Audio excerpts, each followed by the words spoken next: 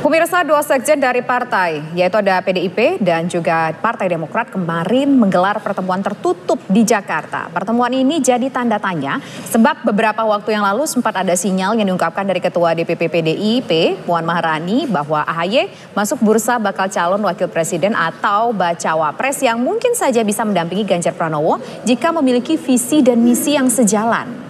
Ya, namun sudah bukan rahasia pemirsa kalau PDI Perjuangan dan Demokrat tidak selalu satu visi dan juga ada kaitan dengan masa lalu. Kita akan membahasnya bersama sejumlah narasumber.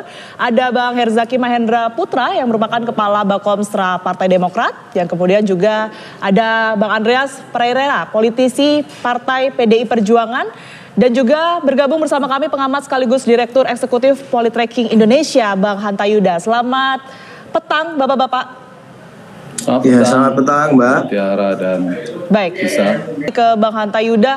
Bang, untuk melihat fenomena antara PDI Perjuangan dan juga Demokrat yang rencananya entah kapan ini nanti akan diinformasikan akan ada pertemuan dari Ketua DPP. Fenomena apa yang bisa dibaca dari ini?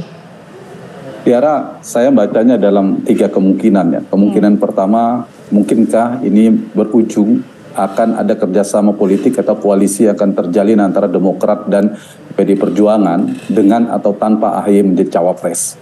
Apalagi kalau AHY jadi cawapres, analisis saya potensinya sangat kecil sekali. Tingkat probabilitasnya sangat kecil dan saya belum melihat ada faktor-faktor atau variabel-variabel yang mendorong kemungkinan dua partai ini akan bergabung dalam suatu koalisi di Pilpres menjelang 14 Februari.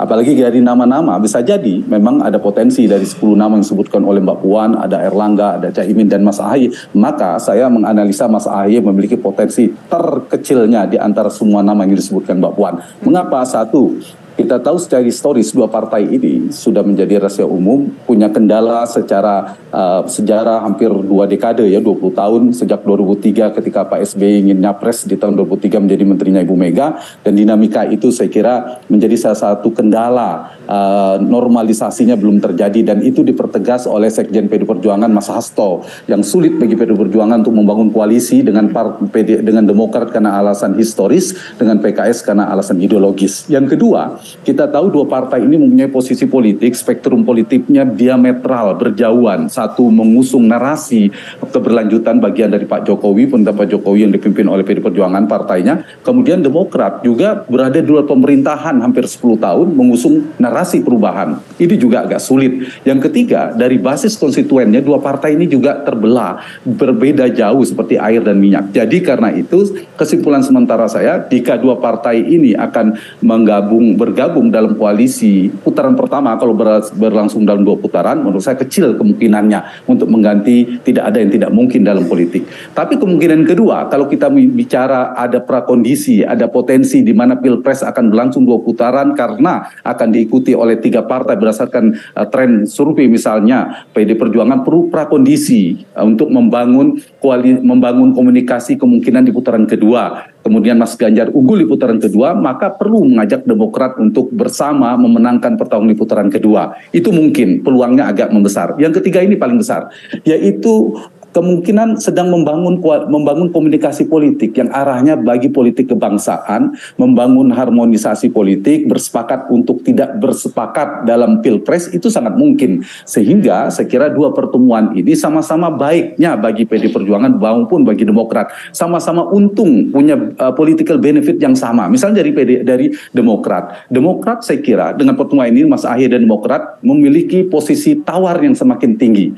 Karena posisi tawarnya makin tinggi, maka bisa jadi daya tekan politiknya di internal koalisi bersama Nasdem dan PKS juga semakin kuat untuk menjadikan AHY sebagai cawapres. Bagaimana misalnya pesan dikirimkan, kok di dalam saja tidak pertimbangkan Mas AHY, dia tidak dipertimbangkan, di luar saja oleh Mbak Puan dipertimbangkan sebagai cawapres. Karena itu ada 2 kemungkinan, akan mengganggu soliditas di internal koalisi atau sebaliknya akan mempercepat keterpaksaan, sengaja terpaksa atau tidak, nanti di koalisi 3 partai perubahan itu akan mempercepat deklarasi. Kalau bisa jadi mengamankan daripada tidak bisa maju, maka dideklarasikan Anies AHY lebih awal supaya Demokrat tidak pergi ke seberang misalnya. Itu posisi ini menguntungkan Partai Demokrat tentunya. Yang kedua, meskipun ada opsi ini seperti Mas Andi Arief ya sudah mengatakan kalau tidak segera dideklarasikan Anies Baswedan, kami membuka opsi lain.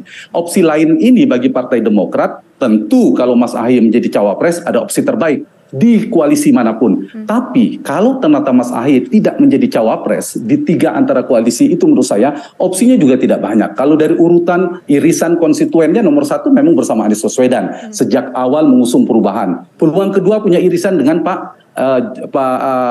Prabowo Subianto, itu masih lumayan punya irisan dan pernah bersama. Yang terakhir ada bersama Mas Ganjar dan PD Perjuangan. Maksud saya adalah kalau ternyata Mas Ahy bukan menjadi cawapres, maka juga tidak menguntungkan secara politik bergabung bersama PD Perjuangan karena basis konstituennya berbeda, bisa menimbulkan antipati pemilih Demokrat itu mengalami penurunan kalau ternyata bergabung bersama PD Perjuangan. Sama halnya kalau kita balik ternyata PD Perjuangan mencapreskan mendukung Anies Baswedan, ada ketidaksetujuan atau kekecewaan dari pendukung PDIP. Begitu juga dengan Partai Demokrat. Kecuali kalau Mas AHY menjadi cawapres. Itu dari sisi Demokrat. Sama sebenarnya dari sisi PD Perjuangan juga punya keuntungan politik, Bang Andreas. Pasti ini positif ya. Orang punya kesan PD Perjuangan selama ini dianggap kaku, misalnya agak eksklusif. Sekarang partai yang inklusif, membangun komunikasi ke semuanya. Dan ini membangun simpati. Yang kedua bisa mengambil simpati publik, simpati pemilih Demokrat bahkan untuk antisipasi. Dan yang ketiga, prakondisi kalau kemudian masuk putaran kedua, PD Perjuangan sudah lebih awal membangun komunikasi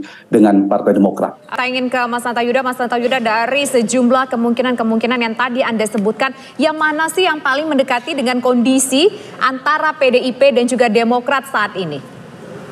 Yang paling mungkin adalah yang ketiga. Saya memulainya tadi kemungkinan akan berkoalisi. Kalau 2 putaran, di putaran pertama mereka berkoalisi. Ini peluangnya kecil, hampir tidak ada. Yang kedua, kalau mereka berkoalisi di putaran kedua, itu ada kemungkinannya.